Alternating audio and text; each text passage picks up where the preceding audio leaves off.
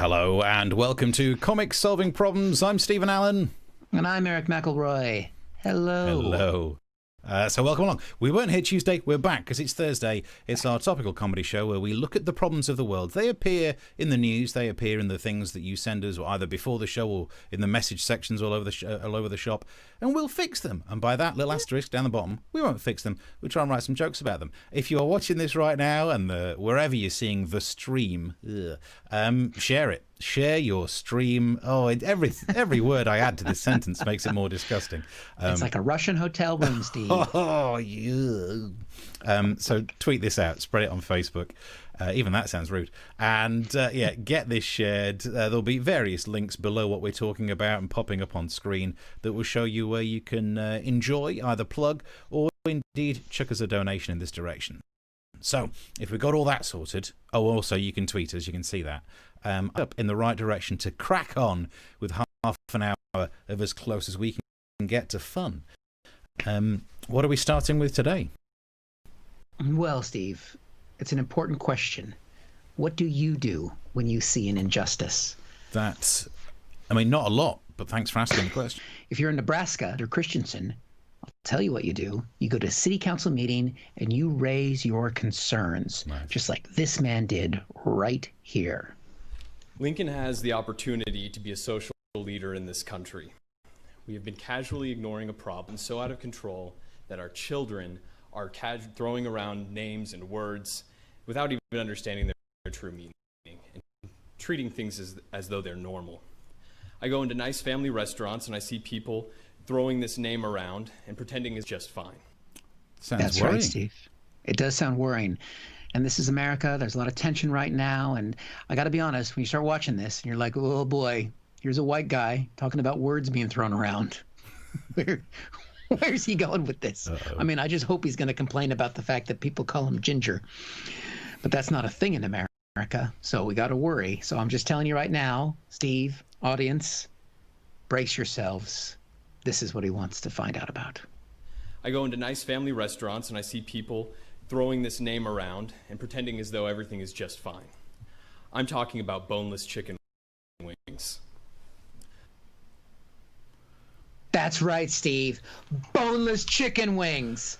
Finally, somebody is taking the issue to the man the way it's deserved to be taken to all this time. It's a real issue and a real problem. Although I'll be honest with you, it didn't get the reaction in the room that it deserved. Yeah. Have a look. I'm talking about boneless chicken wings. The city removed the... Excuse me, I'm trying to... Wow. I mean, I think you still could be worried that it is for him a racial slur. That might be what people shout at him. He does kind of look like a bit of a chicken wing. And that's not a ginger thing. Thank you. Like a rooster. Anyway. But I mean, it's a real problem. Andrew's bringing it up, and he's going to explain why. All right, here's his explanation. I propose that we as a city remove the name boneless wings from our menus and from our hearts. These are our reasons why. Number one. Oh, yeah. Oh, there's more.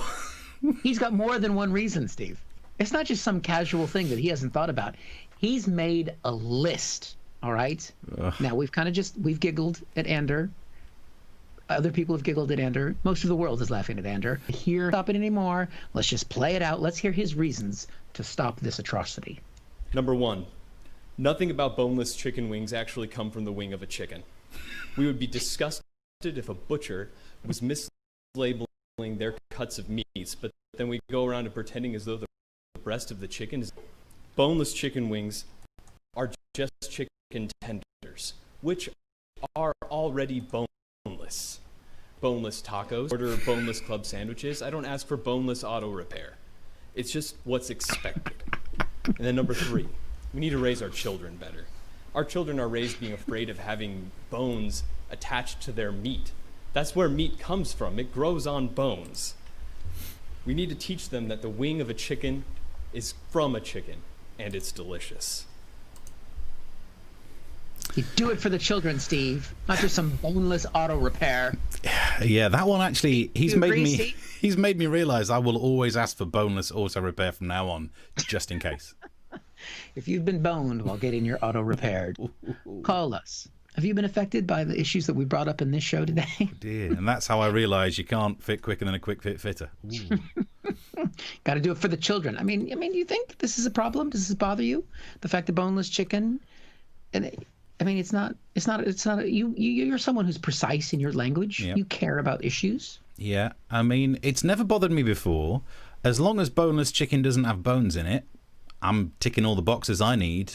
And as long as it's got chicken in it as well, I would like that. But it's not essential depending on which chicken shop I'm going to. So I've never worried. Someday, if you have a child, do you think you want them to think that the chicken is just a boneless invertebrate? Maybe if that's what I wanted, I'd feed it squid rings. No, because We're not French. Just because you know that some part of chicken doesn't have bones in doesn't mean no part of the chicken has bones in. Like a drumstick fairly obviously has a bone right through it. Maybe. I don't know anymore. I don't have a drum with that stick. But Ander isn't here just to raise a problem. He does what many politicians don't, and he has a solution. And here it is. I propose that we rename boneless wings in the city of Lincoln. We can call them buffalo-style chicken tenders. We can call them wet tenders. We can call them saucy nugs or trash. We can take these steps and show the country that where we stand, and that we understand that we've been living a lie for far too long. And we know it because we feel it in our bones. Thank you. Okay, hold it down. Boom. Yeah, good line Boom. at the end. Mic drop. Feel it in our bones. Bones. Not that We're we not have some them. boneless chicken standing up here. I'm standing up here for freedom. The American way. I don't know why he brings buffaloes into it, because that's a legacy we don't really want to talk about in America.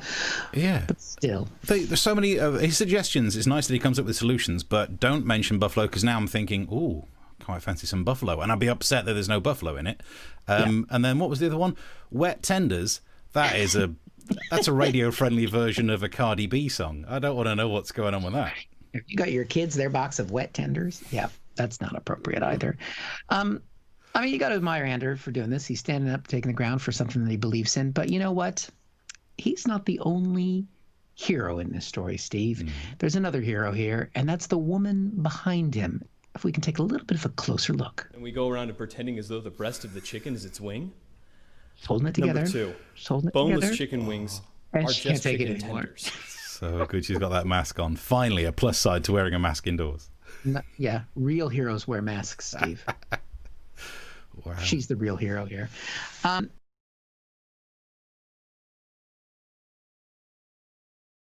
It was pretty much. Oh dear, I think we might have lost some Eric. This is exact. Oh, we had a poor network connection. Steve, can you hear me now? Yep, you're back with us. It's relatively solid. Okay. Ooh, relatively solid. Yep. Famous last words. Basically, I think we got through the woman laughing. Yep. Did we get that? Yep. Okay. Last part of the story is there was the councilman's response, and here it is. I would like to just comment here. For the record, that's my son. Poor lad. So, it kind of takes away some of the power of this, really. Clearly the kid just wants to see his dad. Oh, is that the way you read it? I just thought he hated his dad and it was like some passive-aggressive thing. But you're like, I never get to see dad. He's always at the council meetings. What can I complain about? Boneless chicken wings. His dad looks like he's had a few chicken wings. I don't know. I don't know. Where's the mother in this story? Good question. Yeah. Hard to know. It's hard to know what the big takeaway is, other than some delicious chicken wings. That's my kind of takeaway. It seems reminiscent of the story from America about the dairy farmers who had some sort of court case to stop milk alternatives being called milk. Ah, yes. Which, you know what? I'm all about. If you can't milk it, you shouldn't really call it milk. You know what I mean? So if there's something that you can milk, for example, like 13 series of Britain's Got Talent, that clearly Simon Cowell can milk. That's a milk. Whereas oat milk, there's so many different types. So I was really on board with the idea of calling it something else until in the court case they suggested their solution. And instead of calling these alternatives milk, they wanted them to be called nut juice. Oh. No, I don't Nasty. ever want to be asked, would I like some nut juice in my coffee? You do, and I'll hit you. So The northerner comes out there. Jesus. yeah. Juice away from me, boy. Let's have a look. Mark says, what about buffalo wings and flying buffaloes? That is a concern. If they're putting wings on buffaloes, then you think it's bad enough when a bird craps on your car. In America, don't you have to ask for beefsteak in case you get given tuna steak instead? Does that happen, Eric? Not when I left America, but that was before Obama was president, and he turned it into a socialist country. So from now on, yeah, that makes sense. Just in case you're thinking of other types of steak, like do you fancy steak and suddenly a Tuna poker steak. game kicks out. Oh, God. Lovely stuff. Right, so you can get involved if you want to subscribe to our channel for future shows as well. Get this one stored, youtube.com/comic solving problems. And if you'd like to help contribute, that's always very much appreciated. That's and right. as Mark's shown, the message boards are open. Wherever you're watching this, you should be able to send us a message, and hopefully we get to see it.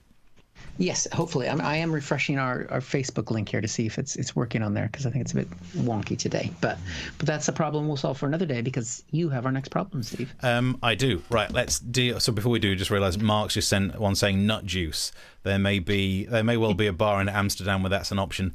Oh, look at that! That many minutes in, and already I'm feeling queasy. Thank you. For the next problem, I need to set up a little bit of background before we move on. Eric, do you remember when we were preparing for a no-deal Brexit and Chris Grayling gave a ferry contract to a ferry company that didn't have any ferries? I recall, yes. And one of the few things you need to be a ferry company is a ferry. That's like giving me a contract as a hair model. It's a stupid plan. You're silly. You're typecasting. Yeah, body hair I could do, but head hair, no. So what it meant was, if Chris Grayling would have given the contract to Roxy Music, it would have been a better move, because at least they had one ferry. So that in mind, we can start with today's actual problem. And this is about, how do you fix the proms? Seems like a bit of a leap, but I'll give you that. Here's the headline. It's Rule Britannia will be sung on the last night of the proms after BBC U-turn. And get you more information on this I've got a pile here of news stories about recent U-turns. It's not that one. Hang on, sorry, that's no, that one's A-levels. Local lockdowns, masks in schools, not that one either. This is driving to Barnard Castle, Air Bridge. Do you know what? I think I can do it just by remembering it. What they've decided to do is, there was a big problem about whether they should sing the lyrics to Rule Britannia. And the question is, are the lyrics appropriate in 2020? And I would say no. Because not even the lyrics that were the controversial bits. You know the bit where they say Britannia rules the waves? Yeah. We didn't have any ferries in our ferry companies. Britannia would have been better at ruling the waves if Roxy Music were in charge. I'm going to keep bringing that up. Look, there are loads of old songs where the lyrics aren't appropriate. Do you know the song by Blue Minx, Melting Pot? No. All we need is a great big melting pot. That one. No. Did that not help? Big enough to fit the world and all it's got. No? Okay. Well, I thought that might help. So as it turns out, I'm not going to do all the lyrics, because there are some lyrics in there that do not scan well in 2020. They are offensive. They're not as offensive as something you might hear in a BBC News broadcast, but that's a different story for a different day. But the bigger question here is whether it would be a problem or not, right? Some of the language might hark back to a time that we're not particularly proud of right now, but is it causing a problem in society? Were the proms ever fueling racism? I don't think so. If you look at the Venn diagram of people who watch the proms and racists, the overlap is some granddads. So we really don't need... Just some? Just some. It's not even all granddads. Just some granddads. Okay. Probably not the biggest problem that we have to face. And as a working class lad, I can tell you that you could have cancelled the proms and I never would have noticed. As long as no one touches Eurovision, I'm thinking it's a normal year, right? Yeah. And it's only because now it's been made an issue, people are going, oh, how dare they change the proms? You never watched the bloody thing in the first place. If you'd have asked people 4 months ago what the lyrics were, we know Rule Britannia and the rest of it is just that pretend singing along that you do. Yeah. Yeah, like hymns in church. Also, if you're invited to a friend of a friend's birthday party and you don't know their name, happy birthday. That was all that we had to do. So no one was really tied to these lyrics. Everyone should just calm down. Indeed, I think the biggest lesson and the biggest solution to this is to realize how much we don't have to care about this story. Okay. Femi, who's a well-known left-wing activist and commentator. Yeah, I'm sure you've probably been on things with him, with your media work. He was on ITV. Here's a clip of what he had to say. Nobody on the Black Lives Matter was talking about the proms. Yes, it makes so much sense. No one... This is just a distraction. And he was actually saying it's a distraction. And this is my favourite bit of TV I've ever seen. We shouldn't be spending all this time talking about it, but every time I mention the things we should be talking about, I keep getting shut down.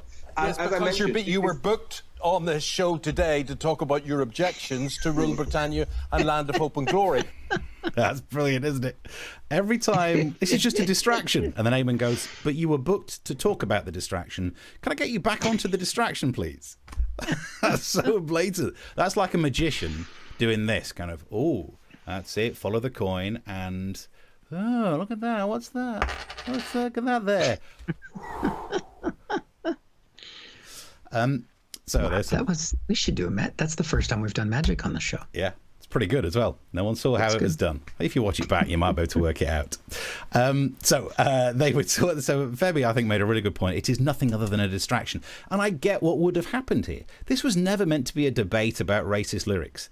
It would have been a concern about having a choir indoors singing out loud during COVID restrictions. Because the BBC said they were going to do lyrics next year. It was just this year that it might be a problem. Basically, it would have meant there would have been a BBC phone call that went like this. Hi, BBC head of proms. Yeah, oh yeah, the choir. God, yeah. Well, look, I guess we can't have a choir this year because space everyone out 2 meters. It'll be huge. We'll have to hire out the Albert Hall. We what? Oh. Okay. Could be the most middle-class joke I've ever written for the show. But I also understand how no one would have paid attention to that news story. BBC doesn't sing lyrics for space reasons. No one cares. And there'd be a journalist somewhere who's just sat around watching absolutely every news story break and sat there thinking, how can I spin this to make it some sort of race-baiting issue? And that's how you go from the story that's just about health and safety to stories like front page of the Express, woke BBC to arrest your granny for watching proms. And then it's fought back by the Guardian with their headline, BBC proms to include full version of Kanye's Gold Digger rap. And then the next thing you know, it splits us off into 2 different tribes, and then those 2 tribes go to war. And I could end this story there if the song 2 Tribes Go to War was done by Roxy Music. But sadly, it's not. It's done by Frankie Goes to Hollywood. So I'll just have to end by saying this. What's the solution to this problem? It's to realise it's a distraction. It's not a problem. It's not the end of the world if it happens. It's not the end of the world if it doesn't happen. And we should probably get some perspective. But no one's ever going to do that. So let's pick a different song. And it still has to be a song that we like. And it has to be a song that you don't know the lyrics to, but you can get away with them just by making some kind of noise as you sing. So I vote for this one. Do you know it's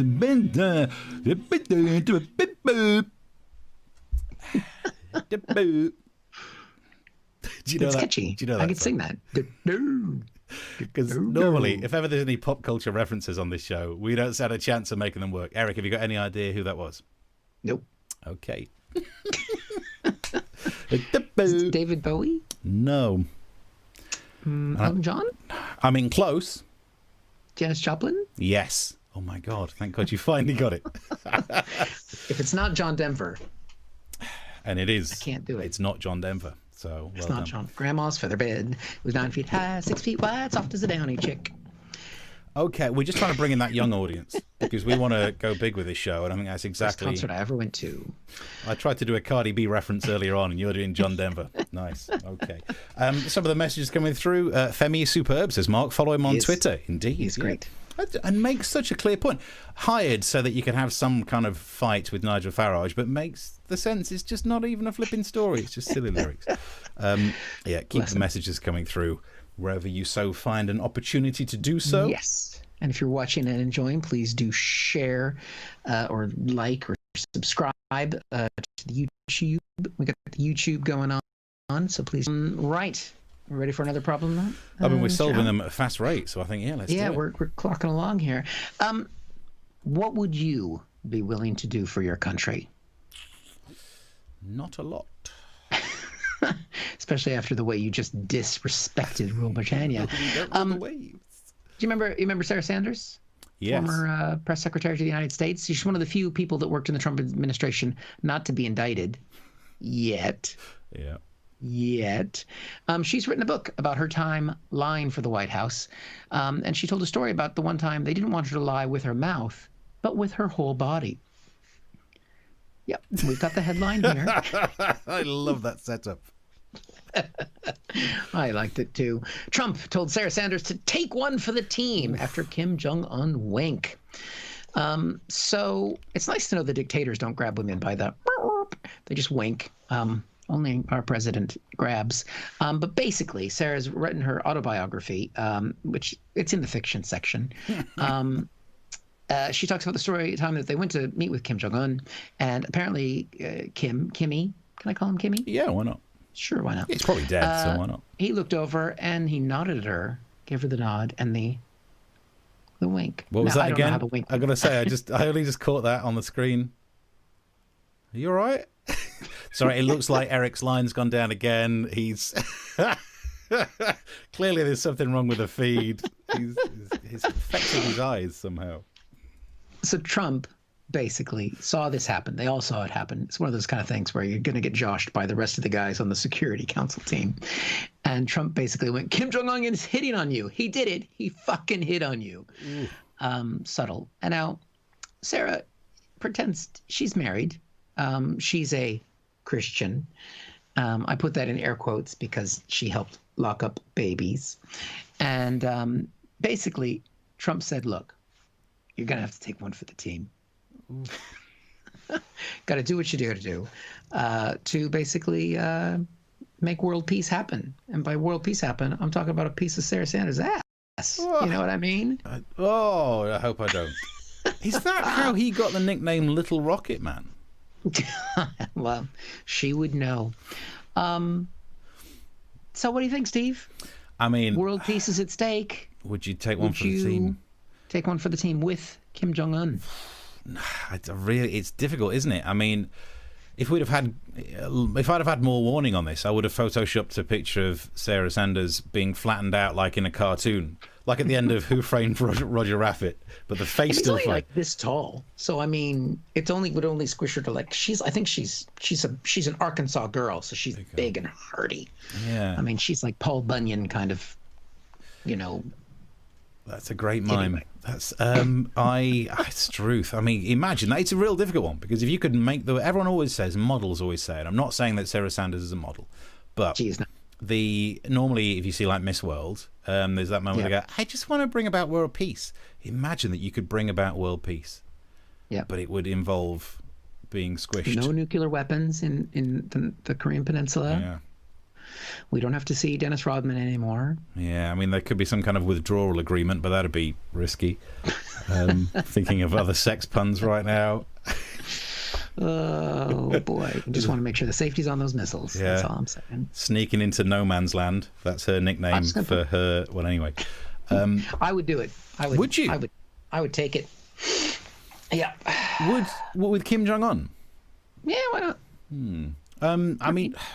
Maybe you should put me down as a yes, because all the good money is that he's dead now and his sister's in charge. Yeah. Have you seen her? Oh, no way. Wow. I mean, this is deep political analysis. International politics. We're just going, Kim Jong-un's sister. What? Oh, yeah. Take a piece of that nuclear world fire. Peace. World piece of ass. No, I think it's fine to make these jokes that are slightly misogynistic because you're talking about a dictator and dictatoress. So, do you know, although they prefer not to be called dictatoress, they just prefer dictator. Yeah, gender neutral. I totally believe this, actually. This is a thing that I've been thinking about recently. There are certain things you can't do. Like, you should never body shame someone. But no one seems to have a problem body shaming Kim Jong-un or Donald Trump. And I think it's like a pyramid, and I want to make a pyramid because not like the aliens did, according to Elon Musk, but Maslow's pyramid of hierarchy and the hierarchy of needs? And if you can develop a pyramid, you're going to be known. And I think the rule is that if you are guilty of a crime up here, you can be attacked by a crime 2 steps down. Because body shaming is terrible, but if you've locked babies up in cages or killed a ton of people, we can call you fat. So I think there's something in it. Steve's pyramids of insults. But then the problem is that people who are overweight will feel like you're calling them dictators. Yeah. So you're going to get in trouble that way. Yeah. Okay. I was just noticing some of the messages coming through. Beware of premature detonation. Mm-hmm. That is going to be a problem. Yeah. Sarah, open the silo doors. Oh, well done. You've just Mark has managed to send a message. I'm cured. I'm oversexed. Open the silo doors. Fire in the hole. Is that what you're saying? Fire in the. Right. Let's move on from this before we all get fired. If you're enjoying the show, you can keep the messages coming through and share it. Spread it on social media. Share it. Spread it. Like Sarah said. Never mind. Okay. Dear me. Oh, when I ordered a Sanders special herbs and spices bucket, anyway. She's a boneless chicken, let's put it that way. So let's move on swiftly on to the next problem. And this is TV news for the next problem. And when I say TV news, I don't mean this kind of TV news. Harry and Meghan signed Netflix deal to make films and documentaries. And loads of people on social media have been saying, I thought that couple wanted to avoid the public eye. They're making documentaries. They're going to be avoiding the public eye. No one's going to be watching that. Netflix suggests a documentary. Jog on, mate. No, I want to talk about a different piece of TV news, and this is solving the problem of those left-wing woke comedians. Front page of the Telegraph this week. New Director General threatens to axe left-wing BBC comedy. And that was interesting news for me, because why? So far in 2020, I've only lost every other bit of my career. So it was really interesting to see that one thing I was hanging on by, the really annoying left-wing BBC comedy, is a threat. Yeah, I mean, all the newspaper articles were talking about the MASH report. It's just like watching people take glee in the end of your career. It was interesting. There's another headline about it as well from The Independent. Left-wing bias, comedians mock the Tories more simply because they are in power. And who's written that? You can just see on the left there. Stephen Allen. Look at that. Is that the guy who works in radio? No, you're used to. Yes, I know it's right up my own arse doing a screenshot of a headline I was responsible for. But you're in the news. I'm in the news, and I got nothing else left. Your show was cited frequently in the news as the show that is the one that's most likely going to get cut. Yeah, feels good. Thanks for all that. So here's how it happened. I woke up and got a phone call from Talk Radio. We're both often on there as guests, and they wanted to know if I'd go on as a guest to talk about the end of my career. Oh, good morning to you too. So I went on there, and the host was saying the line that you hear so many people say: they never do any jokes about the left.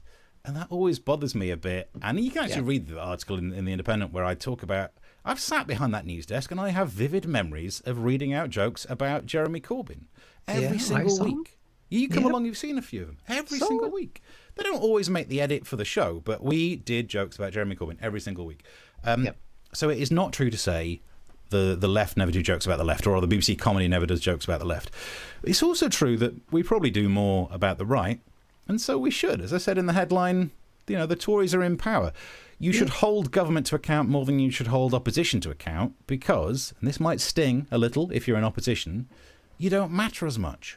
If you're a Jeremy Corbyn supporter, you don't matter at all. You don't matter at all. Because, the Tories could make a decision that impacts people's lives, and you need to do a joke that might poke a hole in that and show some of the flaws and hypocrisies therein.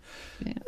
The opposition, you're coming up with a plan of what you might do if ever you got the chance.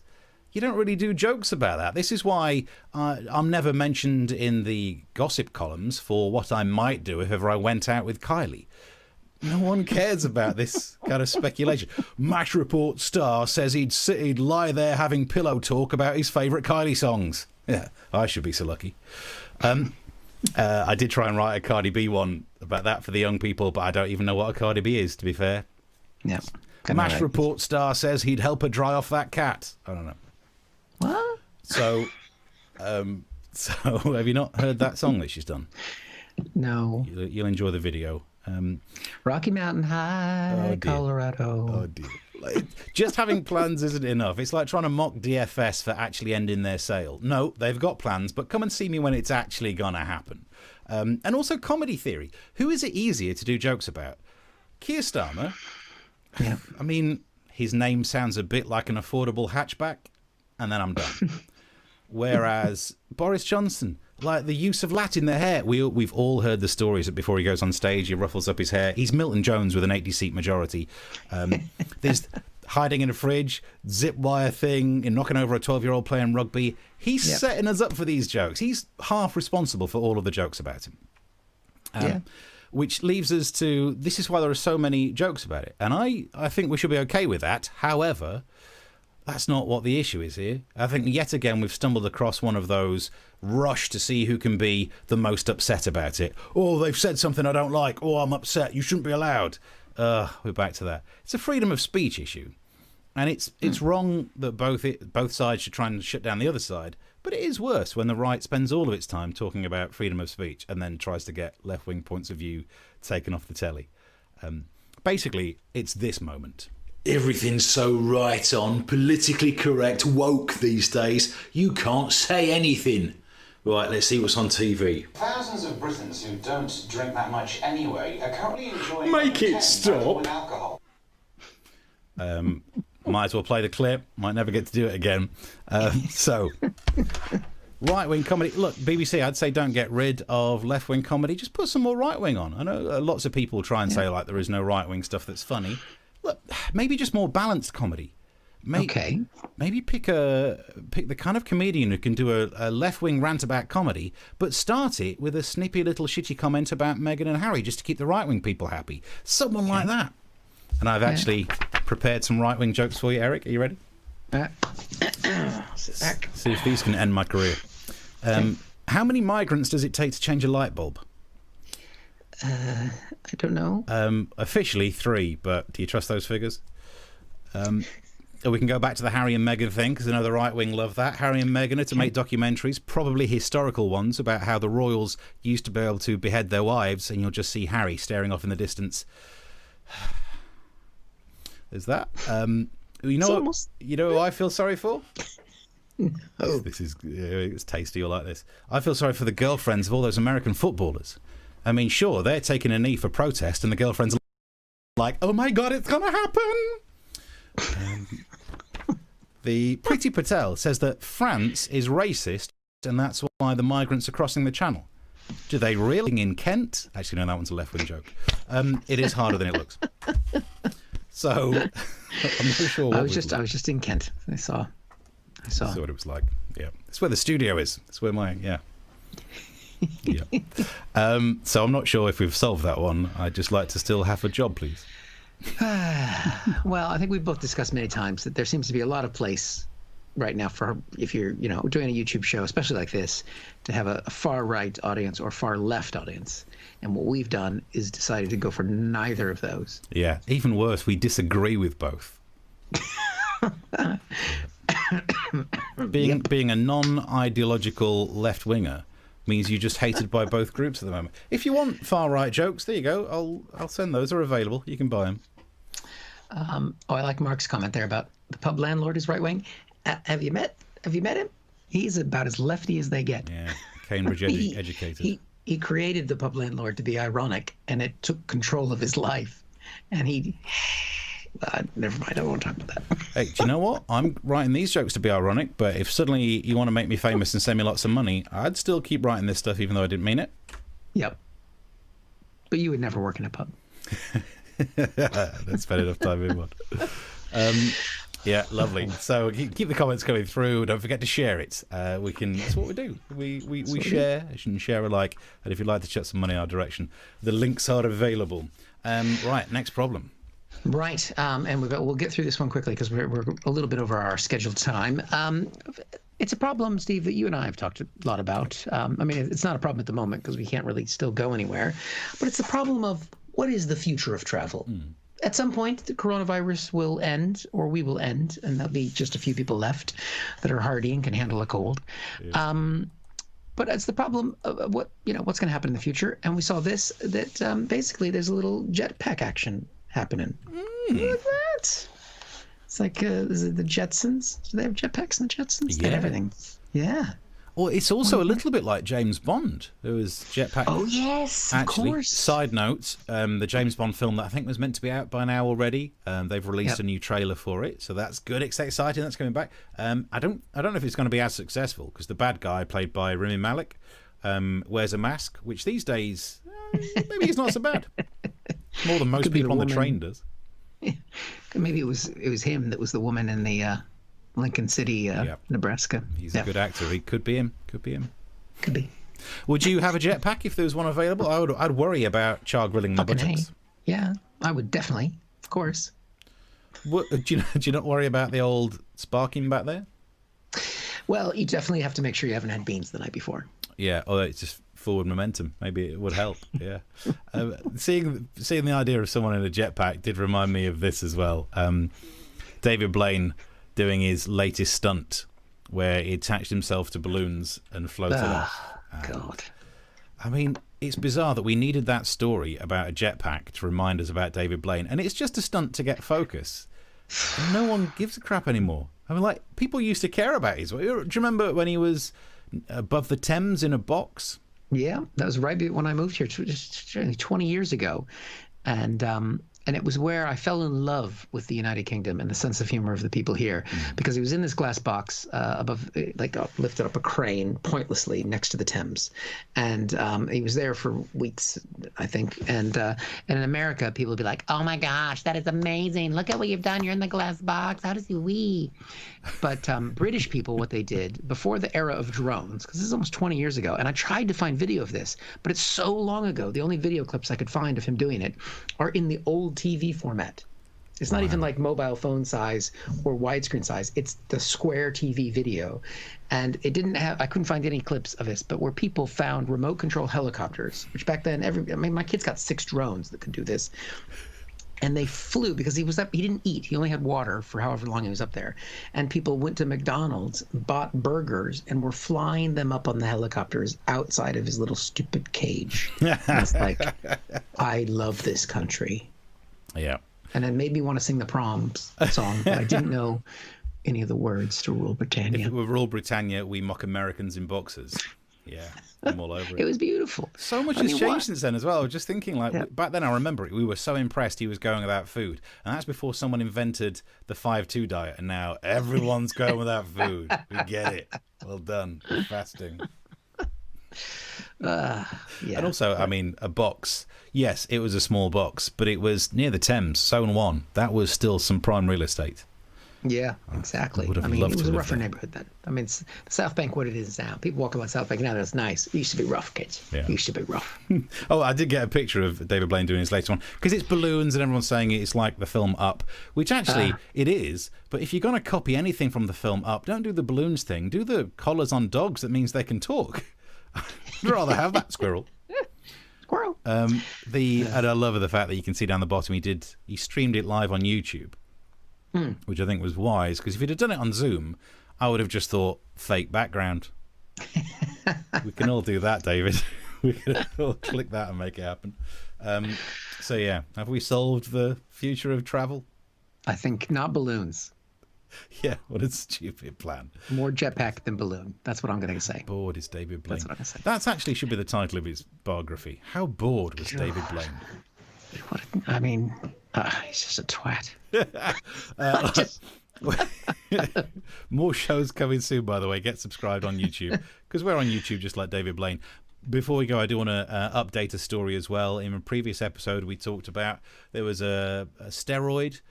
I can't remember the name of it now. It's like resmethazone or something. That was a cheap steroid that can help with COVID. They found another one. We had this headline, and I wanted to show you this headline because A, it's good news. B, it's the kind of headline that makes me shout the word shaft. And I'll explain that. Who recommends cheap everyday steroids as COVID-19 treatment? Shaft, shut your mouth. But I'm talking about Shaft. But the point is, it's a cheap steroid and it can help. Good news is anything to help, and as we said last time, it's not just any cheap steroid. And to really drive that point home, I've lifted a clip from like episode 6 or whatever it was, just to see how different we looked. Here's what we said back then. But also we should point out, because I'm a health and safety kind of broadcaster, even though I just drank some bleach, it's not just any cheap steroids. Don't just go having any old cheap steroids. They won't do you good. I don't want to be the one to have to tell them. If you say to someone who's been on cheap steroids that what they did wasn't good, they don't tend to be the calmest. I'm so angry and my balls are so small. It's the weird thing about steroids. Apparently they make your balls smaller. So how small must the Hulk's balls be? Different times. Those were good times. That was high tech back then. Yeah. I mean, these days, if I did the same sketch, I could round the mouth and fix it to the picture so much.